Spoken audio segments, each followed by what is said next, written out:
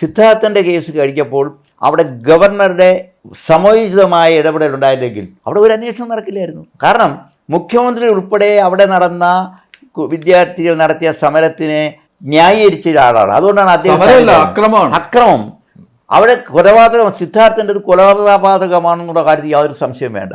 പക്ഷേ ഗവർണറുടെ ഇടപെടൽ കൊണ്ട് തന്നെയാണ് അവിടെ വൈസ് ചാൻസലർ സസ്പെൻഡ് ചെയ്യപ്പെട്ടു, പുതിയ വൈസ് ചാൻസലർ നിയമിച്ചു, അദ്ദേഹം ഇനിഷ്യേറ്റീവ് എടുത്തുകൊണ്ട് CBI അന്വേഷണം നടന്നു. പക്ഷേ ഇനിയും ആ തീരുമാനങ്ങളെല്ലാം അട്ടിമറിക്കപ്പെടും എന്നുള്ളതാണ് എൻ്റെ പ്രതീക്ഷ.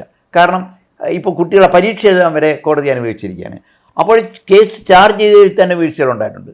അപ്പോൾ സിദ്ധാർത്ഥൻ്റെ കേസോടുകൂടി, കാരണം അവരെ സംബന്ധിച്ചോളം സിദ്ധാർത്ഥൻ്റെ കേസിൽ ആ 19 SFI വിദ്യാർത്ഥികളും ശിക്ഷിക്കപ്പെടാൻ പാടില്ല, അവരുടെ ക്ലാസ് നഷ്ടപ്പെടാൻ പാടില്ല, അവർക്ക് ഡിഗ്രി കിട്ടിയിരിക്കുന്നത് SFIയുടെ ഒരു തീരുമാനമാണ്. കാരണം ആ തീരുമാനം നടപ്പിലാക്കിയില്ലെങ്കിൽ അത് കേരളത്തിലെ SFIയുടെ ഭാവി പ്രവർത്തനത്തെ ദോഷകരമായി ബാധിക്കും.